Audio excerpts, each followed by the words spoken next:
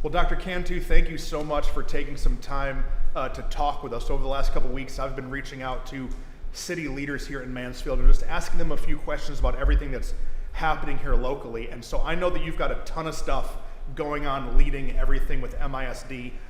First question that I'd have for you is, how are you doing? There's been a lot of transition for you just in the last couple of months as stepping into this role of superintendent. Everything that I've seen as a city leader and a parent, you're doing an incredible job, but how are you doing in this kind of crazy time? I tell you what, it has been an interesting first 3 months. That Right. is for sure. But I'm good. Good. I have a great team. I truly am blessed. I work with the best team every day. We have the best students and families. We're such a community focused organization, and Yeah. our school board is incredible and so supportive as well. And so I'm doing really good. Good. The best thing about this, if there's a silver lining, is, we do what we do because we love kids. Yes. And so this is an opportunity for us to help in a new way. Yeah. I like solving problems, and so It's a great time to do that, yeah. Conversation. So it's fun, actually. Awesome. Well, I've got a lot of great questions for you. And so if you're a mom or dad in MISD watching, I'd really encourage you to watch through the duration of the video, because some of the questions might not hit your student, but I promise that some of them will. How is the shutdown going so far? How are the teachers? I know that teachers now aren't in their classrooms.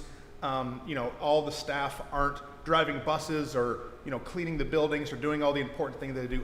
How's the staff feeling? I think there's varying degrees of that, right? So our teachers are working really, really hard. Mm-hmm. You don't switch to online learning overnight.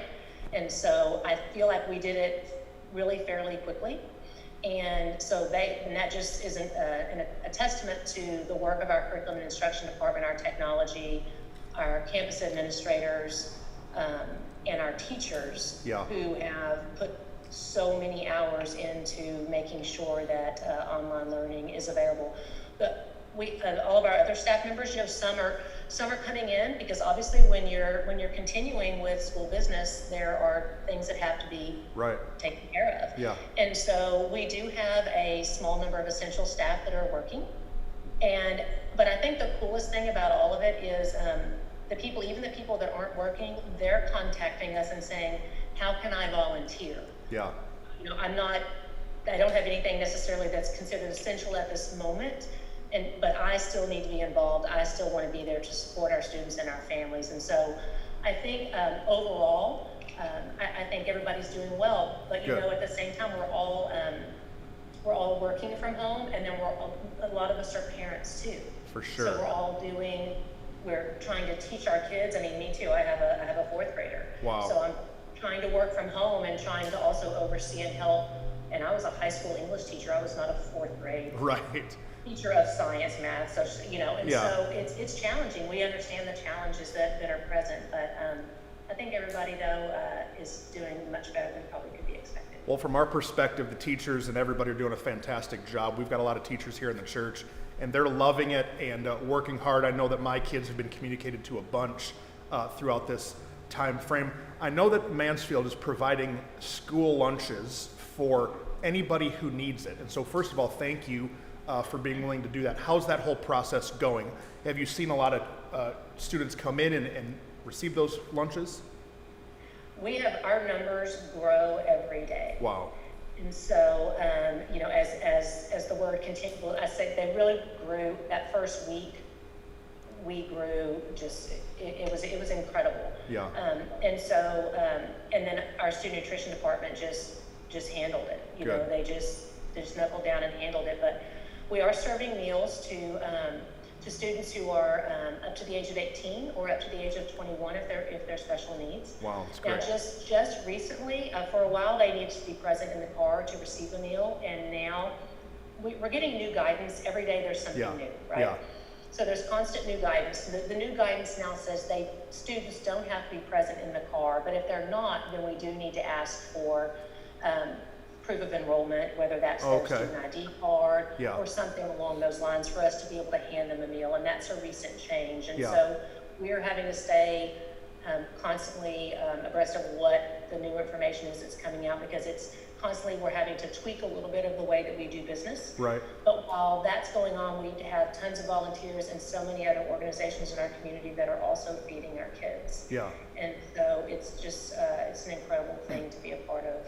If a parent is watching this and they didn't know about that program, where can they go to get resources on what campuses are serving? That's available on our district website. Okay. We have an entire webpage dedicated to the shutdown. Okay.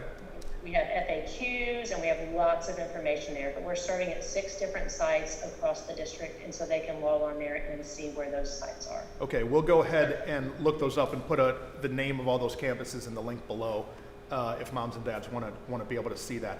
I know that school at home for kids is kind of crazy. My wife, she was a high school teacher for a number of years, but then now she has 2 elementary kids at home. What kind of advice would you give to a mom or dad or grandma or grandpa or aunt or uncle who's now leading school at home and they're trying to keep everybody on the same page? How do we not let the clowns run the circus in our house and keep everybody focused?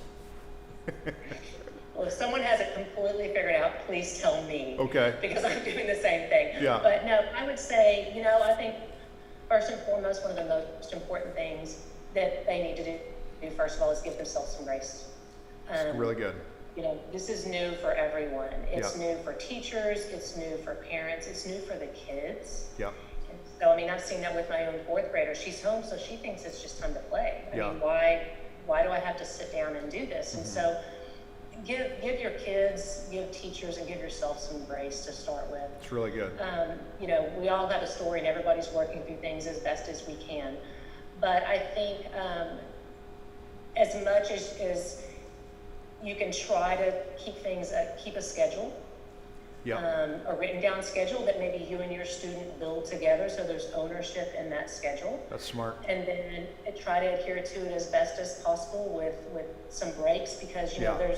we have to build in, just like break times are built in at school, we need to build in break times for our kids as well. But Yeah. developing that schedule together and then taking ownership of it together, I think is also important.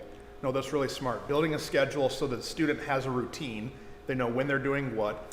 Also giving them some break time. But I think what you said about giving your kid grace and giving yourself grace is really important.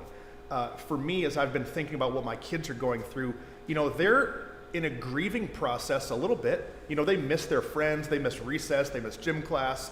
Our high schoolers, they're missing things.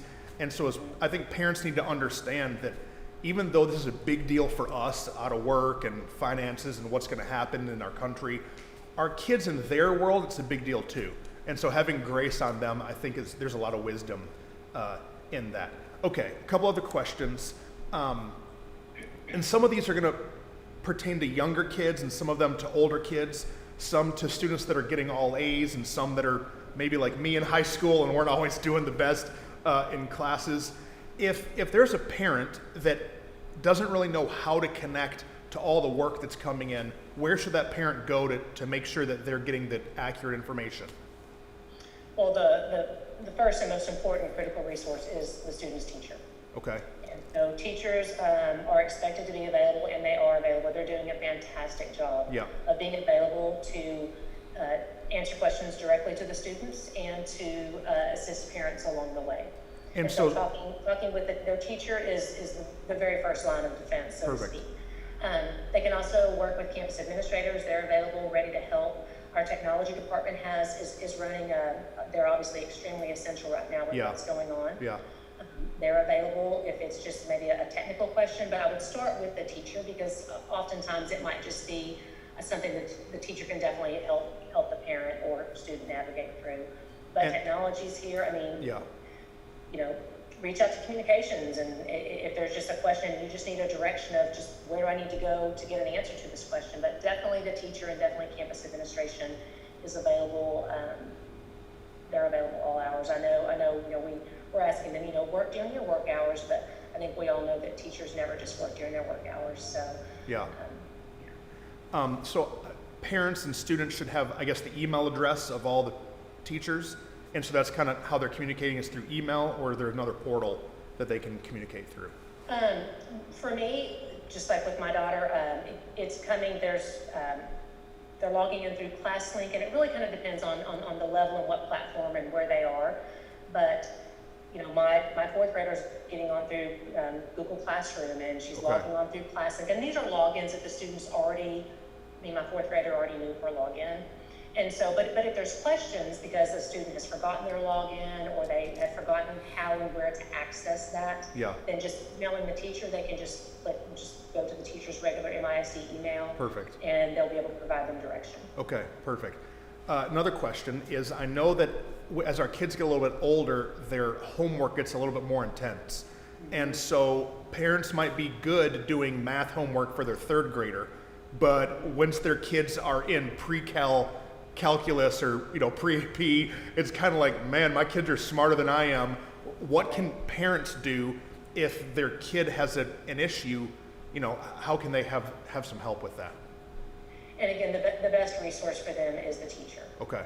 When it comes to that, I taught high school English, but I didn't take calculus, and so I would be reaching out to my student's teacher for that as well. And the teachers have a variety of resources too that they can push out for parents and for students who need extra assistance and extra help. Yeah. If just having some dialogue, and I know teachers are setting up, ways where they're able to talk with several students at once.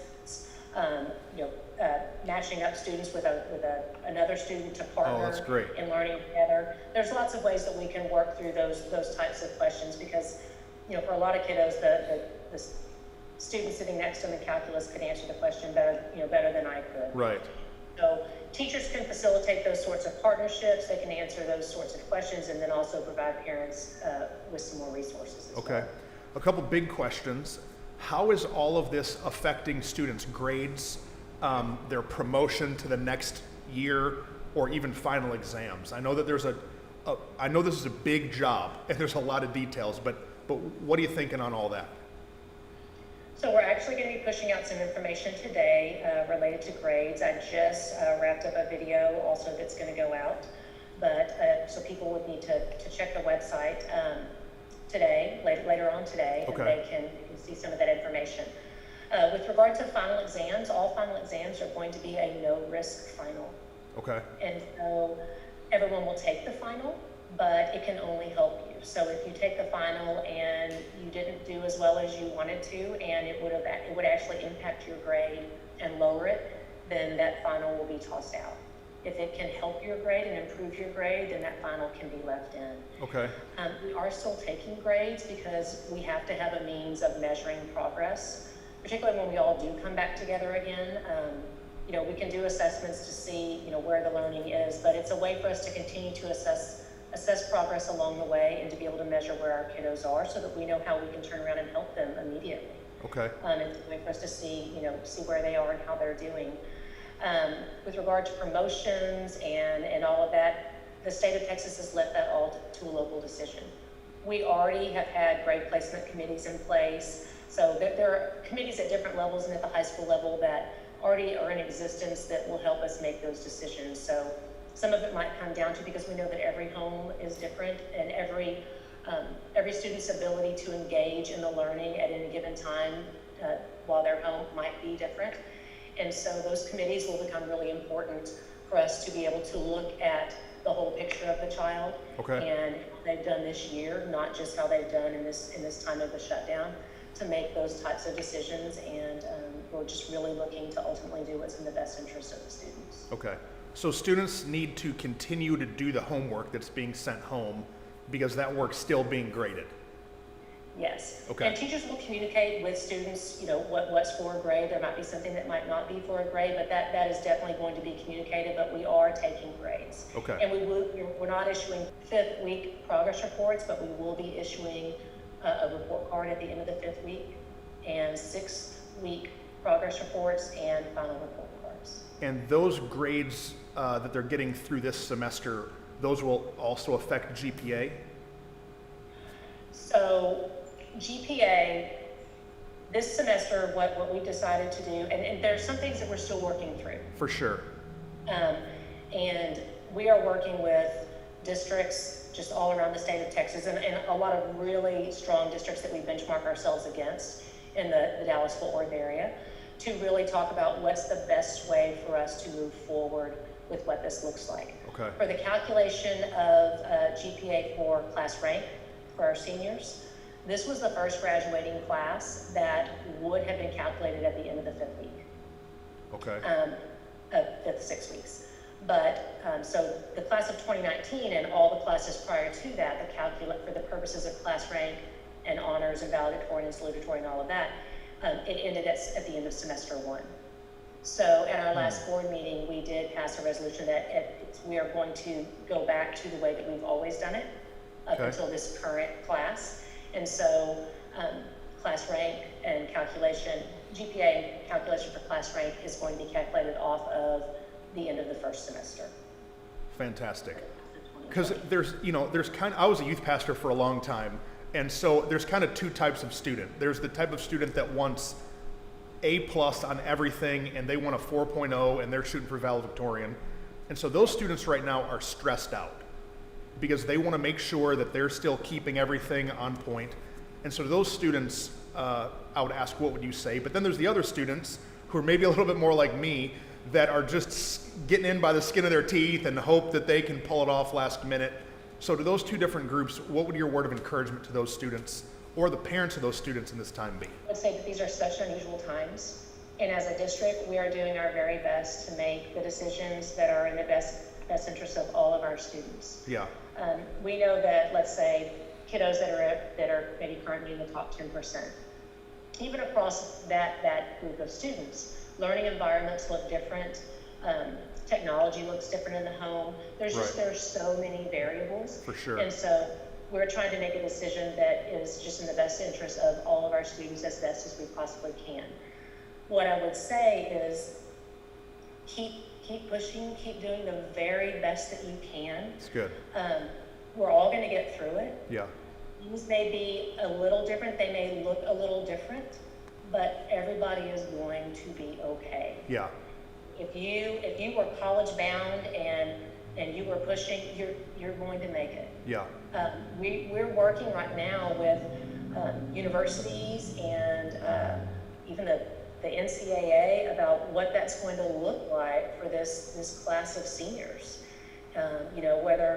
Whether we go pass fail for a semester. I mean, there's so many different ways that it could be, that this could play out. Right. But we're still waiting to have conversations with them and for them to make their decisions so that we know how that is going to impact us so that we can make our decisions. Yeah. And I think it's just sort of just taking everybody, I don't know, I don't want to say by surprise, but it's making everybody have to stop and really think in a new way about what we can do and how we can do things that is in the best interest of all kids. Right. And it's the most fair and equitable. No, and thank you for that transparency, because it is tough. There are students that have Wi-Fi at home and have computers and devices and access to help, and then there's students that don't. There are students that are auditory learners and visual learners, and they're just different environments. So there are a lot of variables. So basically, if you're a student out there watching and you are an all-A student, keep working, keep learning, keep engaging. Or if you're a little bit more like me, this is an opportunity for you to get your grade up. You might have had a D or a C. Come on, keep pushing, get it into a B or an A, and walk out even stronger than you were before. Absolutely. This is a really hard one, but Okay. What are you thinking about timeline? Do you think that we're going to be back in the classroom before summer? I'll be honest, no one truly knows. Right. We are, I'm on a call with TEA once a day. Next week is the first week that those are actually going to go to, I think, every other day. I'm on calls with Tarrant County. We're staying in constant communication just with TEA and with our city and our county officials. And we honestly just really don't know yet. Right. We take direction from them. We're involved in those conversations. And as soon as we can safely reopen, we will, but we don't want to open until it is safe for everyone. Right.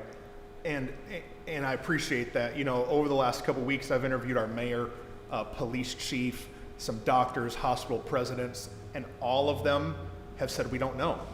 And so to any parents or students out there that are kind of like, give me an answer, it's not Dr. Cantu's fault, it's not MISD's fault. We're kind of all in this thing together, which I think is important for students to remember that it's not like only Mansfield is closed. And so if you're looking to get into a college or, looking for that next step, you're not the only person that's walking through this. This is national, flat line. Like, this is something that's happening to everybody. And so it's not really going to be a disadvantage because it's happening to everybody. It is, and just when you talked earlier about that really high achieving kiddo, and the College Board with in charge of all the AP testing and AP coursework, they came out and said, when schools shut down, there's no new learning. Right. And they have gone back and they are adjusting their AP exams to the point when the shutdown occurred, so that the things that were maybe on tap to be learned after that date, they're removing that from their exams. Wow. And so they understand and see the crisis that we're in, and they're trying to do the best that they can to make sure that our kids are as successful as they can be. Yeah. And learning had to stop and look differently for a while. And so the College Board, they're national, they recognize that. Right. With all of the unknowns and all the things that are coming up, there's a lot of big year-end events that are normally in the calendar. We have prom coming, we have graduations coming. What are your thoughts on if we're still in the shutdown during those events? Have you guys talked about any of that? We have. There's so much to talk about, but one of the things that's been really important to me and been important to campuses and to district leadership is that we take care of our seniors. Yeah. And in the video that I worked on today, talked a little bit about the senior experience and how important it is for us to try and maintain that as much as we possibly can. It's kind of hard to do virtually right now. Right. If and when, or as quickly as we're able to return, whether that's in May or whether that's in June. Right now, we're looking and hoping that it's going to be in June. And so campuses are working really, really hard, sort of itemizing what are those critical pieces of the senior spring experience that they're missing out on, prom being one of them. How can we recreate that? How can we kind of like hunt and kick that down a little bit, and then what's that going to look like, right? Because the venues that they had booked are probably not going to be available. Highly likely they won't be. Right. So how can we as a district still make those major things happen for them? Yeah. So they're working really, really hard on that. They're talking about senior picnics and prom, and so we're developing that. We don't have information to push out yet because they're still trying to come up with what that's going to look like and how we can make that happen. Yeah. But the goal is to make that happen. Okay. Graduation, again, we hope it's going to happen in May. Yeah. We've already scheduled some dates in June at the Center for Performing Arts, June 18th, 19th, and 20th. If we're not able to graduate in May, then they can go ahead and say June 18th, 19th, or 20th. Okay, great. I think that's super important, and thank you to the whole team for working on that. I was cashing out the other day at a grocery store, and a senior who goes to our church, she saw me and she said, "Pastor, what about prom?" And she started crying while she was bagging my groceries. And I said, "Listen, I don't know, but I'm sure that there's going to be a plan." And I think for these graduating seniors of 2020, for the rest of your life, you're going to be remembering that you have a senior year like nobody else has. And so though it's different doesn't always mean bad. Right. Talk about memorable. It's going to be a super memorable time. And so thank you for working on making a way for them to still have some of those great senior memories. Well, Dr. Cantu, thank you so much for taking the time to answer all my questions. Is there anything else that you want to add? Anything maybe I didn't ask that you want parents and students to be aware of? I just want everybody to again, like we said earlier about giving grace, to really make sure that they're giving themselves a lot of grace during this time. Yeah. Just to know that we're here, we care, we're working every day. There's so many logistical things for us to work out, but we are working through things as methodically and as quickly as we can. Yeah. And pushing out information as quickly as we can. Yeah. But we also want to make sure that what we're pushing out is work that's been really well massaged and it's well done. Good. And so to be patient with us too. We're all working hard and doing the best we can. Be patient with themselves. Yeah. and that I'm very grateful and blessed to work in the community of Mansfield ISD because of our students and our families and everyone, and got people like you, faith leaders in our community that are just so strongly connected to the school system, and we really appreciate it. Yeah, you know, I think that's a lot of wisdom in that you started with grace and then ended with grace. That in this season, as parents want questions and want to know their kid's grade, let's just have some patience and understand that these are unprecedented times. My wife was a teacher in Mansfield High School for a while, and so I know that Mansfield parents are really engaged and they want their kids to be taken care of. And so moms and dads, it's going to be okay. Dr. Cantu is here. She's got an incredible team that's helping. And so let's just give everybody a little bit of wiggle room. Let's give everybody some grace. Right now, we can all be really highly emotional. And we have to be careful not to let our emotions overwhelm our logic, right? It's going to work out. We're going to be okay. And so let's just take a breath and know that we're going to get through this thing. Yes, and just please know that everything we're doing, we are student focused, we're student centered. Yeah. And so we, as crazy as all this is right now, what's best for the students of Mansfield ISD is what we want to do. Yeah, it's great. Well, thanks, Dr. Cantu. Appreciate you and your leadership, the leadership of your team. If there's anything Living Church can ever do to serve you or the school district, we'll be right here. Thank you. Thanks so for your much. time.